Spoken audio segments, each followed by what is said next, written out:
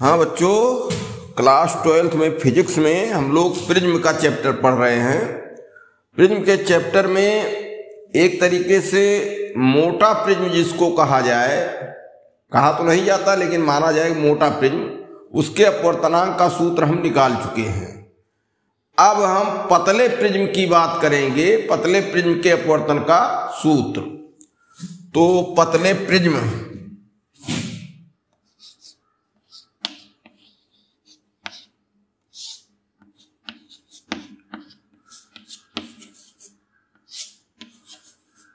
के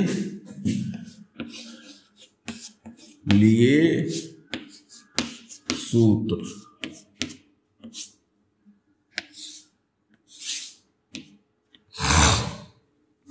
आमतौर पर प्रिज्म के सूत्र में अपवर्तनांक का ही सूत्र मुख्य है। तो पतले प्रिज्म के सूत्र में हम लोग अब जो है पतला प्रिज्म होता क्या है। जब प्रिज्म कोण 10 अंश या 10 अंश से कम होता है, जब प्रिज्म कोण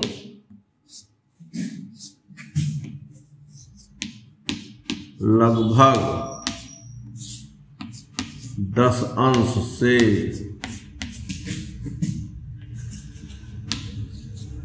कम हो तो वो पतला प्रिज्म मान लिया जाता है। अब पतले प्रिज्म के लिए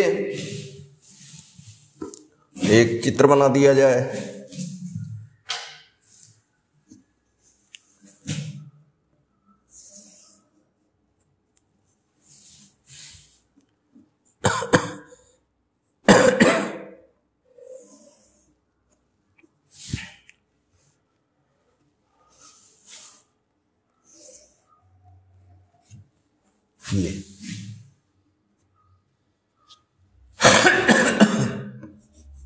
ए बी सी, यह 10 अंश से कम, ठीक। तो पतले प्रिज्म के लिए अपवर्तनांक का जो सूत्र है, अब अपवर्तनांक का सूत्र है तो विचलन कोण भी आएगा, आपतन कोण अपवर्तन कोण भी आएंगे, सब चीजें आएगी। तो विचलन कोण से शुरू किया जाता है। तो डेल्टा यम, डेल्टा क्या, डेल्टा यम नहीं, डेल्टा ही विचलन कोण क्या होता है, I1 minus R1 plus I2 minus R2, ठीक। ये जो है पहले का सूत्र है हमारे मोटे प्रिज्म में जब हम निकाल रहे थे।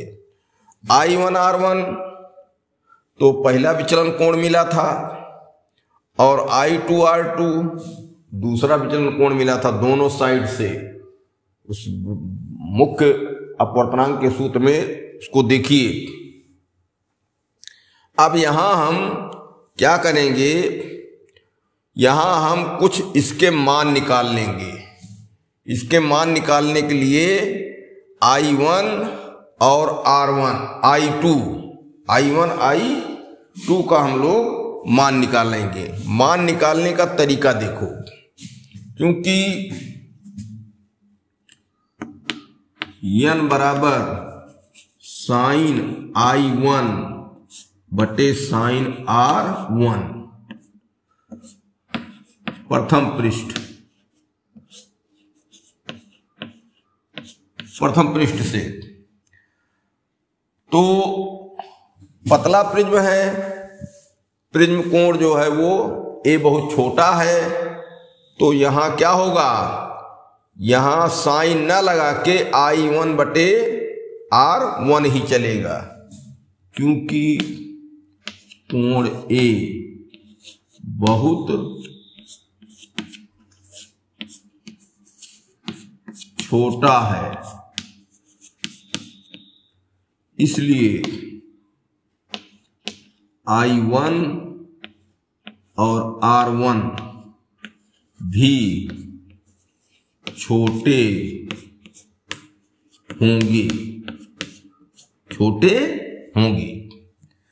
इसलिए n बराबर I1 बटे R1 या I1 बराबर n R1, समीकरण 1।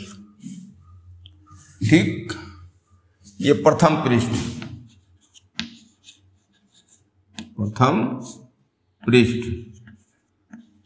ठीक। इधर से प्रकाश किरण गई है, ये और ये और ये I1 और I2, यहाँ R1 और ये R2। कोण भले चित्र में बड़े दिखाई दे रहे हैं, लेकिन कोण ए छोटा है प्रिज्म कोण, तो ये कोण बड़े हैं। समझने के लिए इनको कुछ बड़ा बना लिया गया है। अब इसी प्रकार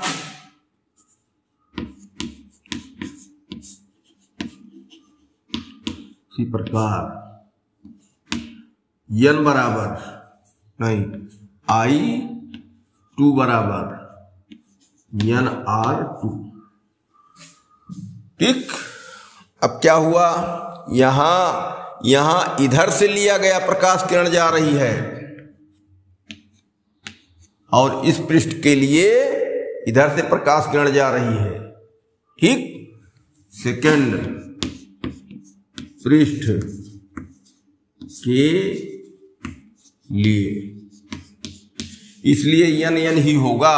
अरे विरल से सघन में इधर भी गई और विरल से सघन में इधर भी गई, तो क्या बना, I2 का मान आ गया। अब जो है इसमें क्या करें हम, जो मान है इसमें अब रखें। ठीक, इसलिए मान रखने पर डेल्टा बराबर क्या हुआ, I1 का मान n R1 माइनस R1 और plus n R2 minus R2। ठीक,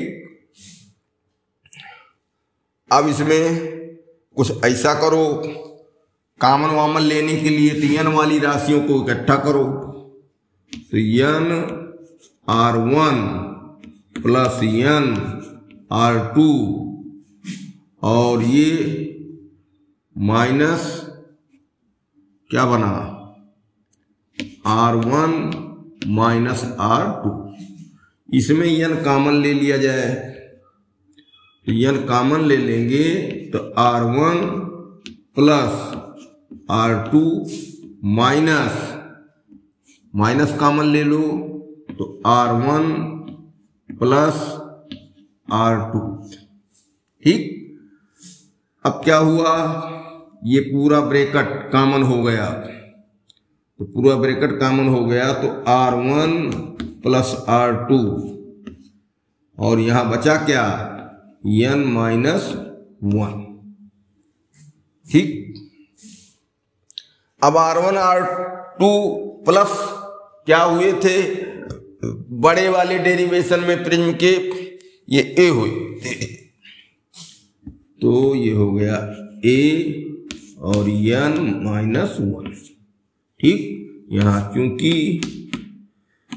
a बराबर R1 प्लस R2, तो डेल्टा बराबर n माइनस 1 इंटू a।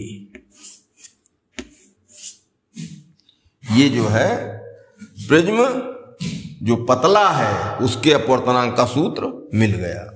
ठीक, डेल्टा विचलन कोण और n माइनस 1 n अपवर्तनांक और a उसका प्रिज्म कोण, इस तरीके से हमें पतले प्रिज्म के अपवर्तनांक का सूत्र मिल गया।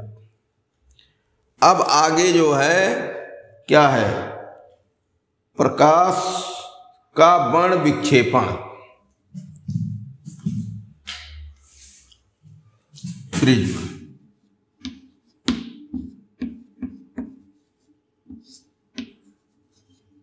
द्वारा प्रकाश का वर्ण विक्षेपण।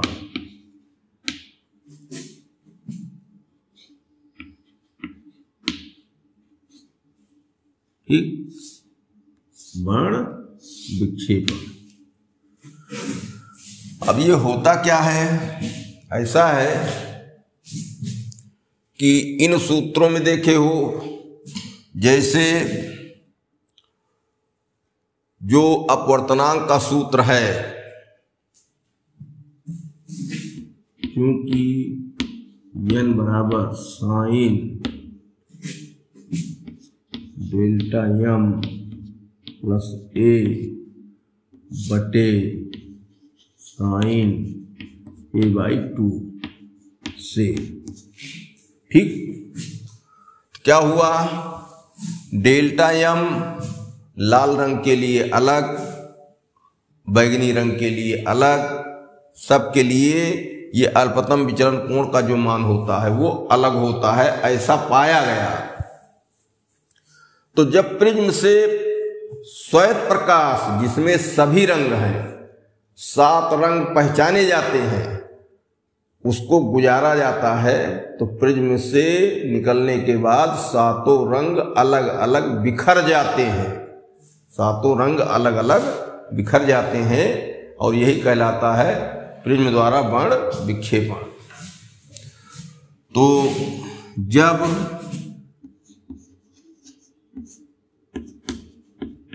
प्रिज्म से श्वेत प्रकाश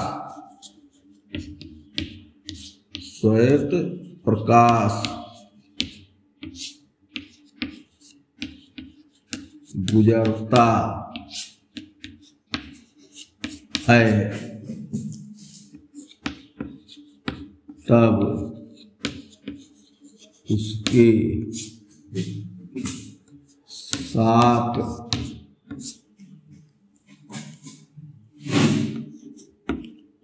रंग अलग अलग हो जाते हैं। इसी घटना को वर्ण विक्षेपण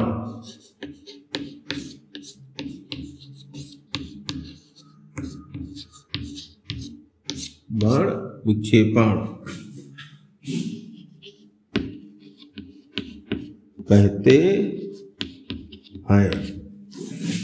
ठीक, यहां एक चीज समझ लो, वर्ण माने रंग, वर्ण माने रंग, और विक्षेपण माने बिखर जाना। तो वर्ण विक्षेपण का शाब्दिक अर्थ ही है कि रंगों का, वर्णों का अलग अलग बिखर जाना। वही घटना यहाँ प्रिज्म से जब प्रकाश गुजरता है, यहाँ श्वेत प्रकाश कहा गया। श्वेत प्रकाश मतलब सभी रंग हैं, 7 रंग हैं। हालांकि प्रकाश में असंख्य रंग होते हैं, लेकिन 7 रंग ही पहचान वाले हैं, उन्हीं की बात की जाती है। तो श्वेत प्रकाश में सब रंग हैं।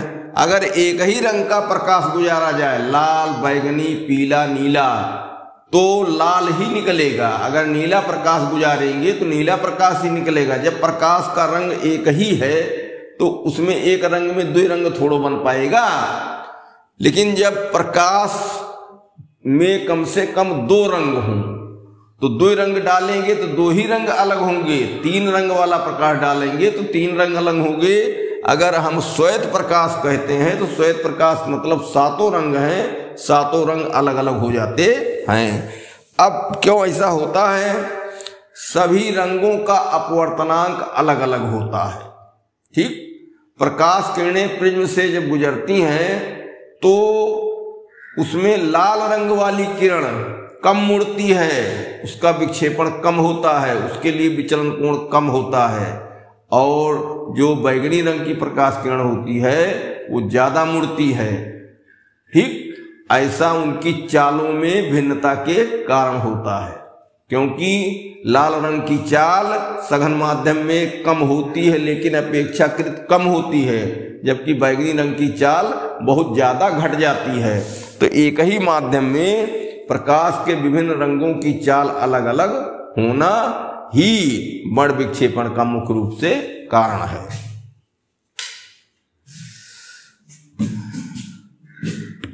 एक ही माध्यम में विभिन्न रंगों की चाल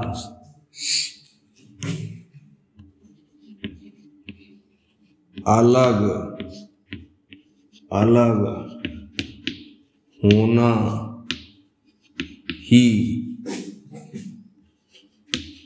बड़ विक्षेपण का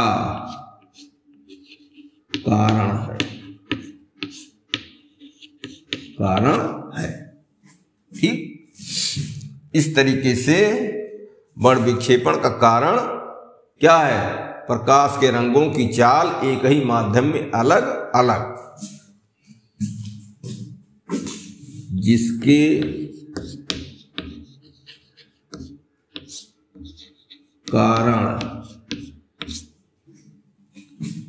कारण क्या होगा? रंगों के अपवर्तनांक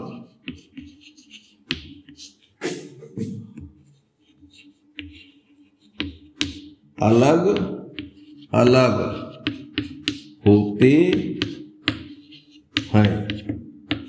ठीक ये हाँ बच्चों, बड़ विक्षेपण के बारे में हम लोगों ने परिभाषा उसकी पढ़ी। अब जो है बड़ विक्षेपण का चित्र हम लोग देखेंगे, तो चित्र के अनुसार तब स्थिति ज़्यादा क्लियर होगी। चित्र देखिए, बना दिया जाए।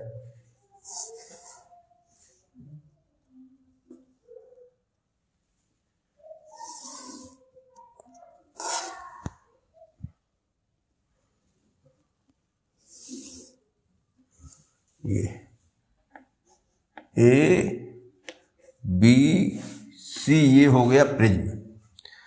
अब प्रिज्म पर हम श्वेत प्रकाश डालेंगे। श्वेत प्रकाश क्यों डाला जाता है? श्वेत प्रकाश में प्रकाश के सभी रंग होते हैं। चूंकि हम वर्ण विक्षेपण पढ़ रहे हैं, वर्ण माने रंग, विक्षेपण माने बिखर जाना, तो प्रकाश के रंगों का अलग अलग बिखर जाना हम लोगों को पढ़ना है। तो ऐसा प्रकाश हम डालें जिसमें सभी रंग हों, क्योंकि प्रिज्म प्रकाश को रंगता नहीं है। प्रिज्म जो प्रकाश पाता है या जो प्रकाश प्रिज्म पर आपतित होता है उसके रंगों को अलग कर देता है। अगर हम एक ही रंग का प्रकाश डालें, लाल रंग, तो एक ही प्रकाश वो निकालेगा। जब एक ही प्रकाश पा रहा है तो एक ही प्रकाश निकलेगा। दो प्रकाश पाएगा तब दोनों को अलग अलग कर देगा। तीन रंग के प्रकाश को पाएगा तो तीनों को अलग अलग कर देगा। तो श्वेत रंग का अगर प्रकाश हम डालते हैं, सफेद प्राकृतिक प्रकाश, तो उसमें सातों रंग जो स्पष्ट होते हैं वो शामिल होते हैं और सातों रंग को ये अलग अलग कर देगा। इस तरीके से हम इस पर एक श्वेत प्रकाश किरण डालते हैं।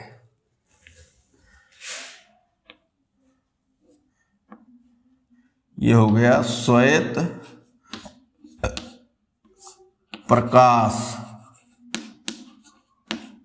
ठीक, अब ये श्वेत प्रकाश जो है इसको तो हम एक तरीके से ये मान लें कि इसका सीधा रास्ता हम दिखा दें पहले। तो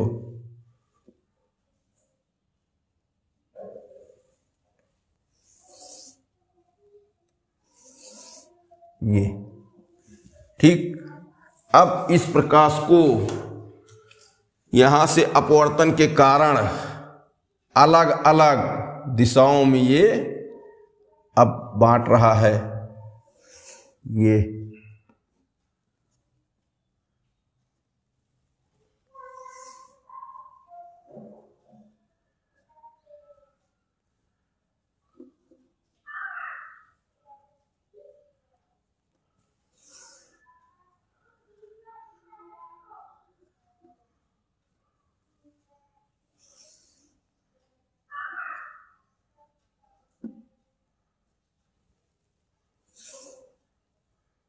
कितने प्रकाश हो गए?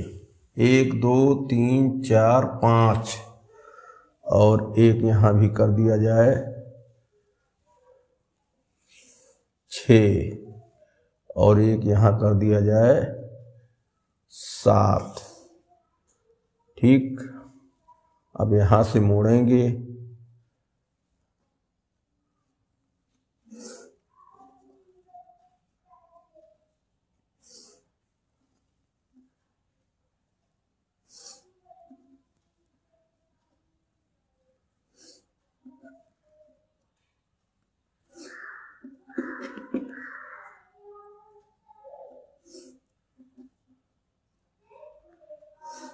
ये, ठीक।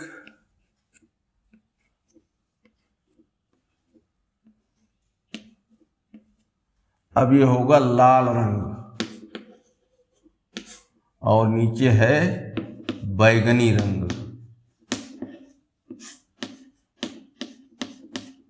बैगनी रंग इस तरीके से सबसे ऊपर लाल रंग होता है और सबसे नीचे बैगनी रंग, बीच में जो 5 रंग हैं वो सीरियल में हैं। रंगों का एक क्रमांक रखा गया है, वो है बैनिया, हपी, नाला। नीचे से ये क्रमांक है बैगनी नीचे, फिर नीला, फिर ये बैनी आ रहेगा भाई, आसमानी, और फिर हरा, फिर पीला, फिर नारंगी, फिर लाल। ये 7 रंग का बैनिया, हपी, नाला 7 रंग का ये क्रमांक है, नीचे से है। इस तरीके से अब इसमें देखा जाए तो लाल रंग का मोड़ या मुड़ना सबसे कम है, अर्थात लाल रंग सबसे कम मुड़ता है, ठीक। इसका अपवर्तनांक सबसे क्या रहेगा? कम रहेगा। और बैगनी रंग सबसे ज्यादा नीचे पहुंच जाता है, तो बैगनी रंग का अपवर्तनांक सबसे ज्यादा। तो यहां हम कह सकते हैं लाल रंग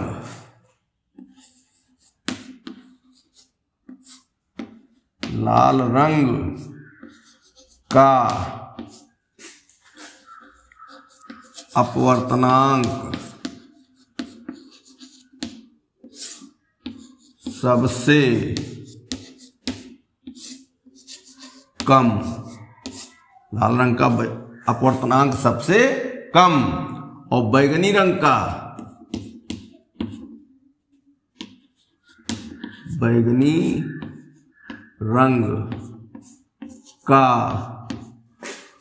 अपवर्तनांक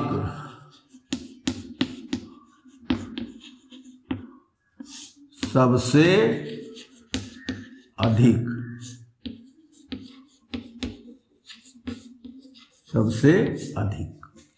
भाई अपवर्तनांक के बारे में हम पढ़ाते समय ही पढ़ाए थे कि अपवर्तन का अंक, तो जिसका अपवर्तन ज्यादा होगा, अपवर्तन मतलब क्या? मुड़ना, तो जो प्रकाश किरण ज्यादा मुड़ेगी उसका अंक ज्यादा। तो बैगनी रंग की प्रकाश किरण सबसे ज्यादा मुड़ती है, तो इसका अपवर्तनांक सबसे ज्यादा।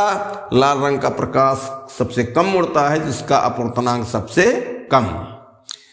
इस तरीके से ये स्थिति हुई, 7 रंग अलग अलग हो गए, 7 रंग अलग अलग, 7 रंग अलग हुए। ठीक, ये है प्रकाश के रंग का वर्ण विक्षेपण, रंगों का अलग अलग बिखर जाना। जितने रंग का प्रकाश पाएगा उतने रंग का प्रकाश ये अलग अलग कर देगा। प्रिज्म प्रकाश को रंगता नहीं है। प्रिज्म प्रकाश को रंगता नहीं। इसका मतलब ये हुआ कि प्रिज्म जो है अपने अंदर प्रकाश को पहुंचने पर उसको अपने हिसाब से रंग नहीं देता है, रंग उत्पन्न नहीं करता है। ये प्रिज्म के गुण में है कि ये प्रकाश को रंगता नहीं है कि किसी दूसरे रंग का है, दूसरे रंग में इसने रंग दिया। ये रंग जो है केवल बिखेरता है, जो रंग वास्तविक में है इस पर आए हैं उन्हीं को बिखेर देता है। इस तरीके से ये वर्ण विक्षेपण हुआ। अब इसमें चाल की बात भी, लाल रंग की चाल सबसे कम मतलब घटेगी और बैगनी रंग की चाल सबसे ज्यादा घट जाती है। तो इस तरीके से इसी प्रिज्म के पदार्थ में ही लाल रंग का वेग अधिक होता है और बैगनी रंग का वेग कम होता है। तो लाल रंग का वेग, लाल रंग का वेग सबसे अधिक व बैगनी रंग का वेग सबसे कम। ठीक, इसीलिए चाहे प्रिज्म हो चाहे कोई माध्यम हो, जब उसमें श्वेत प्रकाश जाता है तो लाल रंग बहुत कम उड़ता है और बहुत दूर तक सीधे जाने लगता है, या एक तरीके से लगभग सीधे मार्ग पर बहुत दूर तक जाता है। लेकिन बैगनी रंग किसी माध्यम में जब जाता है तो वो ज़्यादा मुड़ जाता है और सीधे रास्ते पर बहुत ज़्यादा दूर तक पहुंचता नहीं है। इसीलिए खतरे के निशान लाल रंग के बनाए जाते हैं। ये बहुत दूर तक पहुंच जाते हैं, बहुत दूर से ही आदमी को दिखाई देता है। लेकिन बैगनी रंग का प्रकाश सीधे बहुत दूर तक जा नहीं पाता है, तो खतरे के निशान लाल रंग के ही बनाए जाते हैं। अब इसके बाद हम लोग अब पढ़ेंगे कोणीय वर्ण विक्षेपण। देखो ये वर्ण विक्षेपण था, 3 शब्द हैं। वर्ण विक्षेपण माने रंगों का अलग अलग बिखर जाना। कोणीय वर्ण विक्षेपण का मतलब है कि कौन सबसे ज्यादा कोण पर विक्षेपित होता है, अर्थात मुड़ने के लिए किसका कोण ज्यादा होता है, किसका कोण कम।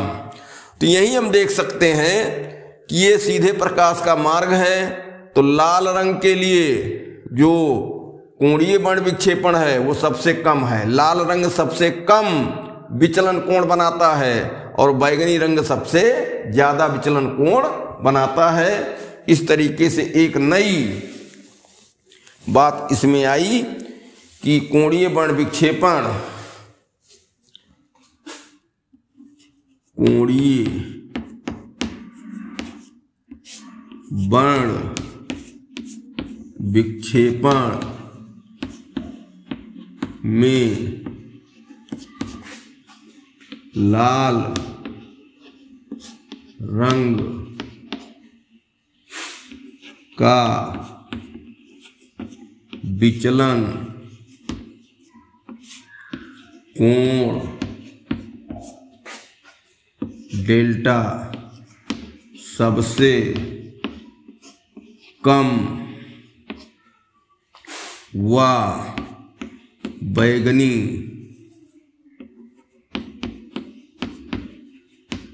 रंग का विचलन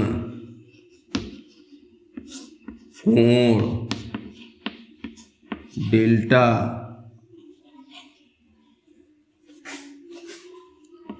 सबसे अधिक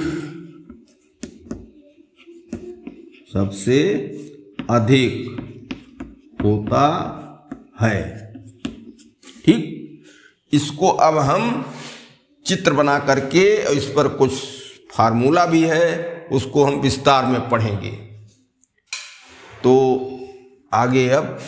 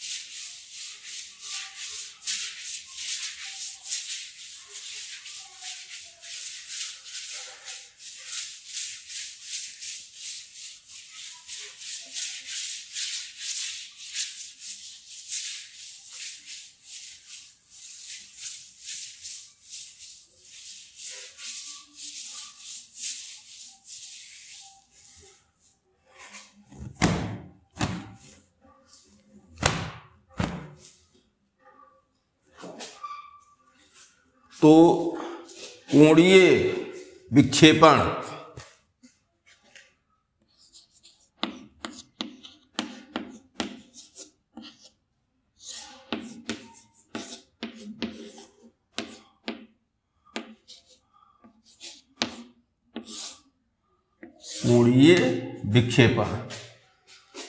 एंगुलर डिस्पर्सन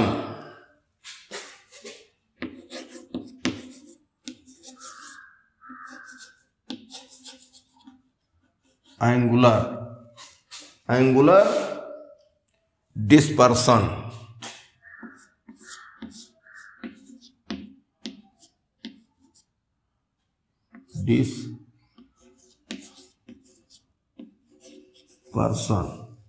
स्पेलिंग क्या है?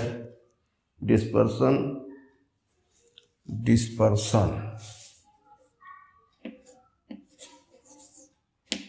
ये एंगुलर डिस्पर्सन। अब इसमें कुछ जो है छोटा सा सूत्र भी है, उसको जो है हमें देखना है, लेकिन अब चित्र बनाएंगे तभी हम उसको पहचान पाएंगे।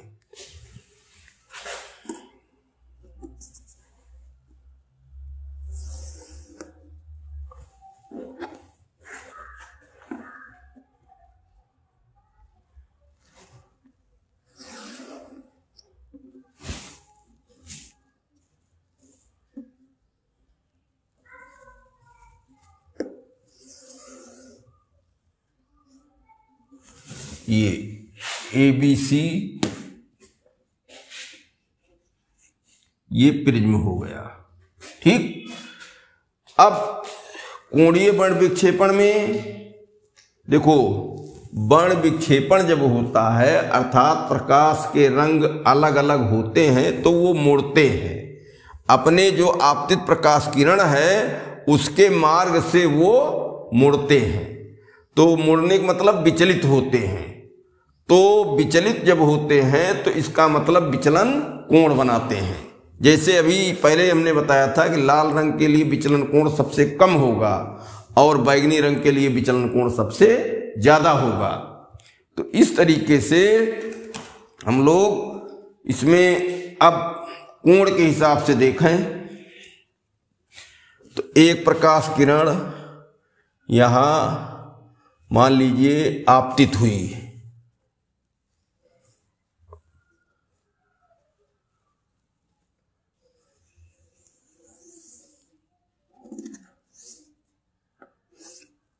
ये अब ये श्वेत प्रकाश है, श्वेत प्रकाश,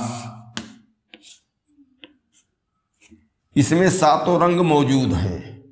अब क्या होगा, यहीं से प्रकाश किरण मुड़ेंगी, अपवर्तन होगा यहीं से और यहीं से मुड़ेंगी।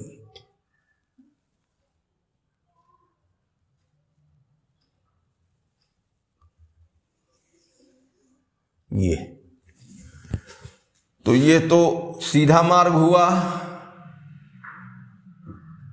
अब यहां से प्रकाश किरण फिर मुड़ेंगी,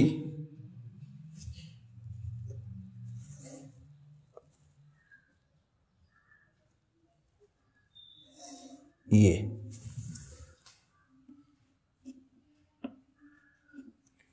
इनको पीछे बढ़ाया जाए तो ये, और इनको पीछे बढ़ाया जाए तो ये, ठीक, और इनको और पीछे बढ़ा दिया जाए तो ये क्या है? ये तो ये लाल रंग है और ये बैगनी, वायलेट, ठीक। यहां देखो एक कोण बना ये, और एक कोण इसके लिए ये बना। तो अब क्या होगा? कोणीय बण विक्षेपण अगर देखा जाए तो यह कोण जो है यहां थीटा हो रहा है, दोनों कोणों का अंतर। तो ये हुआ क्या? Delta B minus delta R बराबर थीटा, ठीक। ये हुआ कोणीय बण विक्षेपण दो रंगों का, कौन कौन? लाल रंग का और बैगनी रंग का, ठीक। लाल रंग और बैगनी रंग के कोणों में, विचलन कोणों में यही अंतर हो रहा है। तो यहां जो है ये तो हो गया डेल्टा आर और ये हो गया डेल्टा भी। थीटा थीटा दोनों रंगों, लाल व बैगनी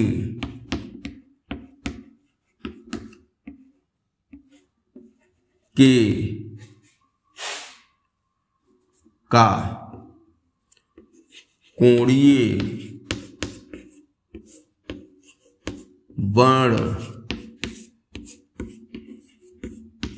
विक्षेपण है, ठीक। अब किसी दूसरे रंग के बारे में बात कर सकते हो। तो लाल के साथ मान लो हरा ले लिए तो क्या होगा? हरे रंग का कोणीय बण विक्षेपण माइनस लाल रंग का, मतलब विचलन कोण, हरे रंग का विचलन कोण माइनस लाल रंग का विचलन कोण। तो ये दोनों रंगों के बीच कोणीय बण विक्षेपण हो जाएगा। इस तरीके से कोणीय बण विक्षेपण जो होता है, दो रंगों के विचलन कोणों का अंतर होता है। तो कोणीय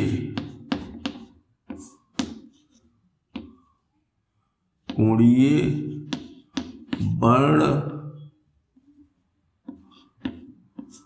विक्षेपण दो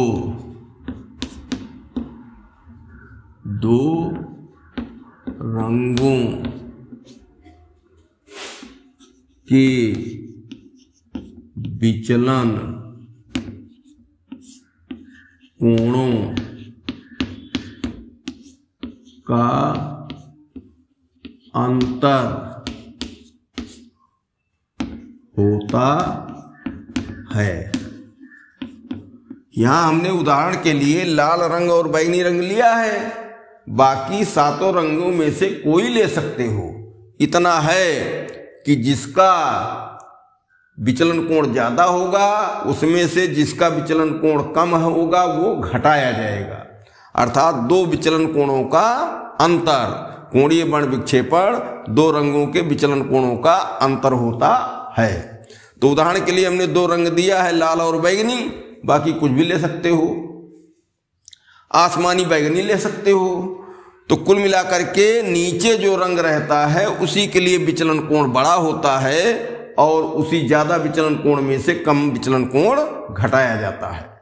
ये हो गई कोणीय बण विक्षेपण की स्थिति। अब हमको आगे पढ़ना है कोणीय बण विक्षेपण क्षमता। अभी और इसके बारे में डिटेल में हम बात करेंगे, क्योंकि तमाम शब्द आ रहे हैं उसमें भ्रम कर जाओगे।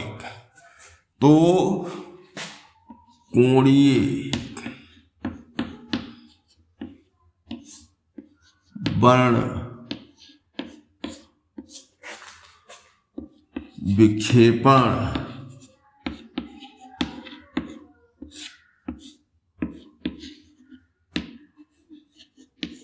क्षमता, ठीक, कोणीय बण विक्षेपण क्षमता। ये जो है डिस्पर्सिव पावर, डिस्पर्सिव पावर, ठीक। तो अब क्षमता, इसका मतलब क्या? ये कोणीय बण विक्षेपण की क्षमता है। इसका मतलब प्रिज्म जो है, जो भी होगा, वो कितना कोणीय बण विक्षेपण करता है।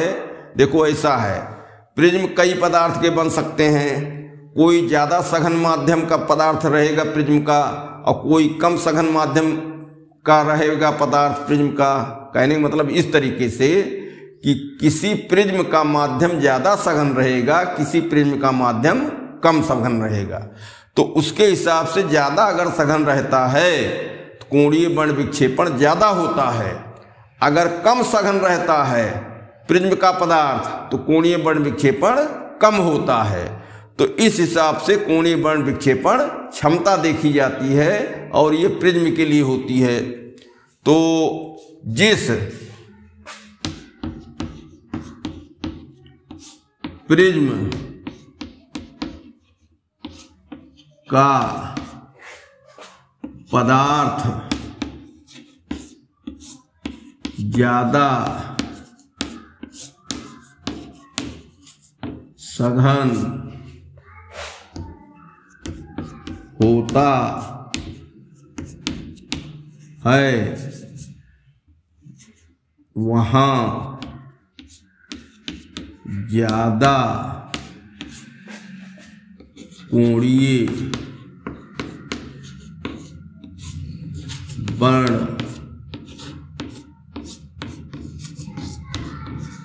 विक्षेपण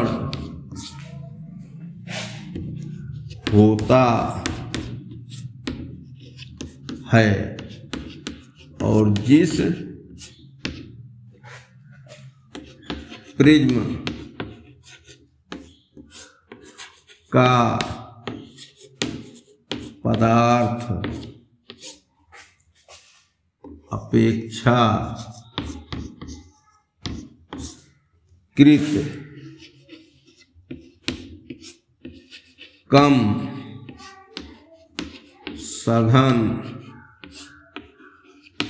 होता है, उसके लिए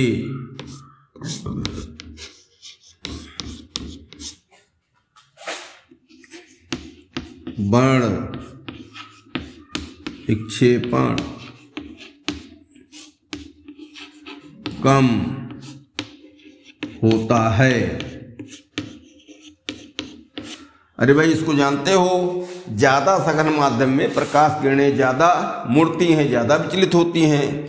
तो जब जिस प्रिज्म का पदार्थ ज्यादा सघन होगा वहां प्रकाश किरणें ज्यादा मिलेंगी, तो कोणीय बण विक्षेपण ज्यादा होगा। और जिस प्रिज्म का पदार्थ अपेक्षाकृत कम सघन होगा उसके लिए बण विक्षेपण कम होता है। तो ज्यादा सघन अगर प्रिज्म है तो उसकी कोणीय बण विक्षेपण क्षमता भी ज़्यादा होगी, और जो कम सघन होता है जिसका माध्यम, उसकी कोणीय बण विक्षेपण क्षमता अपेक्षाकृत कम होती है। तो सघन के लिए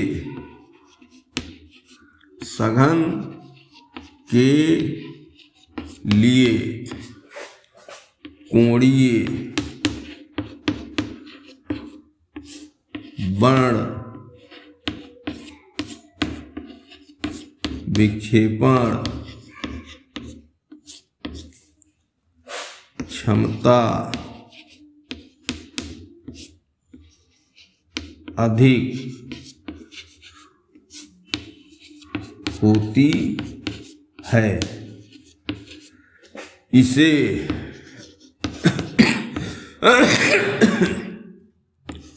ओमेगा से व्यक्त करते हैं, ठीक। और ओमेगा बराबर होता है क्या? ओमेगा बराबर थीटा बटे डेल्टा वाई, ठीक। तो अब जो है इसी को विस्तार कर दिया जाए, तो ओमेगा बराबर थीटा को लिख देंगे क्या? थीटा बी ओमेगा विचलन कोण डेल्टा आर बटे डेल्टा वाई, ये ठीक। इस तरीके से ये सूत्र बन गया, और अब इसमें आगे मान बढ़ाया जाए, तो इसका स्क्रीनशॉट ले लो, तो आगे मिटा दिया जाए।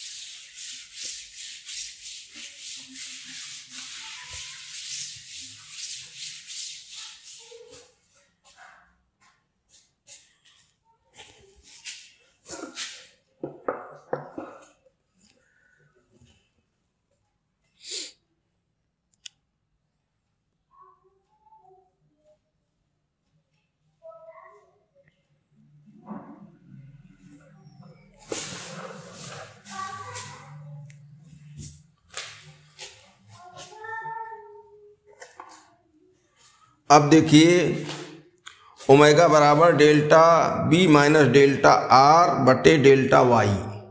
डेल्टा वाई का यहाँ विशेष मामला ये है कि डेल्टा वाई पीला रंग बीचों बीच में होता है। तो जो ये डेल्टा वाई है इसका मतलब क्या हुआ? माध्य विचलन कोण किनारे के दोनों रंगों के लिए, लाल और बैंगनी रंग के लिए जो विचलन कोण दोनों का है उसका औसत निकाल लिया जाए तो वो हो जाता है क्या? Delta Y. क्योंकि पीला रंग 7 रंगों में से 3 रंग ऊपर 3 रंग नीचे, बीच में पीला, तो ये पीले रंग का विचलन कोण लिया जाता है। अब कहीं मान लीजिए ये नहीं दिया है डेल्टा वाई, तो हम क्या करेंगे? डेल्टा बी डेल्टा आर दोनों जोड़ लेंगे और 2 से भाग दे देंगे। औसत, माध्य माने औसत, समांतर माध्य, तो डेल्टा वाई का मान हम निकाल भी लेंगे, केवल डेल्टा बी डेल्टा आर ही दिया गया हो। अब विचलन कोण और अपवर्तनांक पतले प्रिज्म के लिए एक सूत्र इसमें है। चूंकि पतले प्रिज्म के लिए क्या होता है, डेल्टा बराबर n-1 इंटू ए। पतले प्रिज्म के लिए ये था अपवर्तनांक का सूत्र।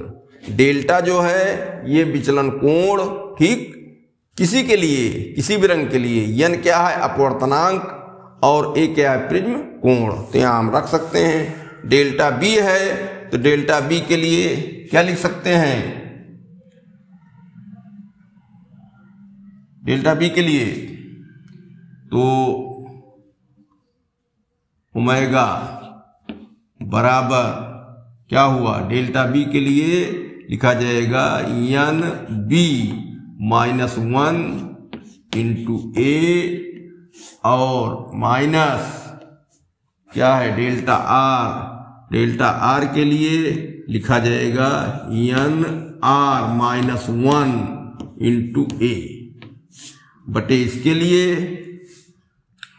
लिए लिखा जाएगा n(y-1) इंटू ए। अब ए कट गया कॉमन लेकर के, और ओमेगा बराबर क्या बना, n(b-1) माइनस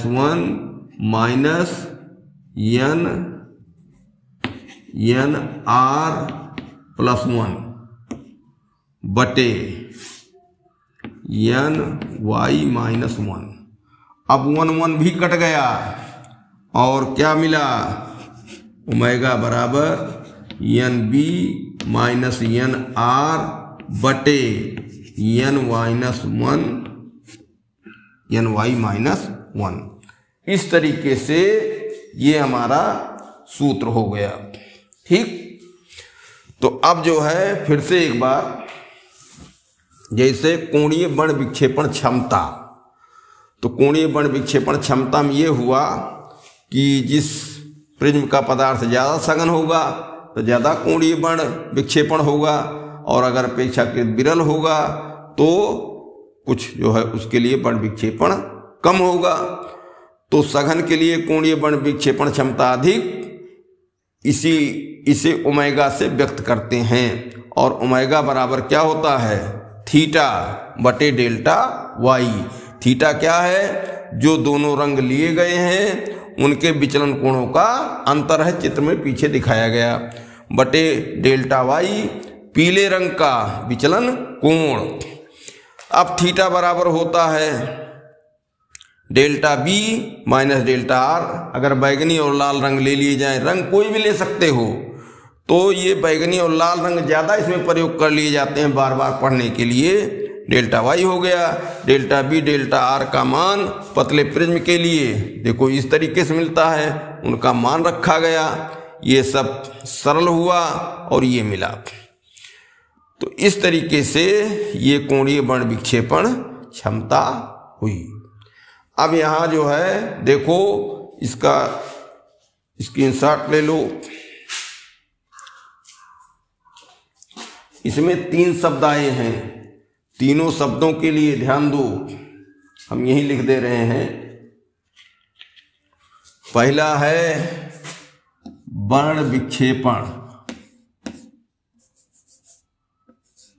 बण विक्षेपण,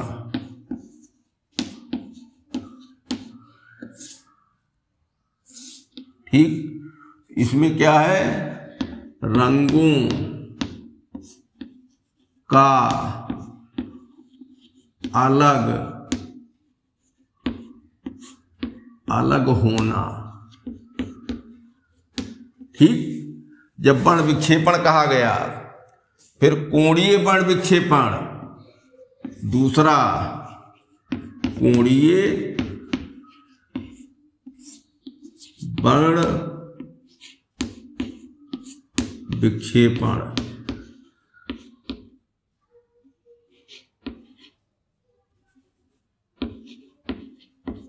कोणीय बण विक्षेपण। इसमें क्या था, इसमें 2 रंगों की विचलन कोणों का अंतर, दो रंगों के विचलन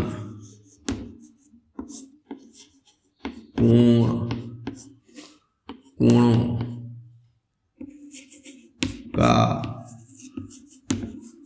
अंतर। ठीक, और क्या बना था, इसमें तो कोई सूत्र नहीं है बड़ विक्षेपण में, इसमें बना था थीटा बराबर delta B minus delta R. ठीक, अब तीसरा क्या, कोणीय बण विक्षेपण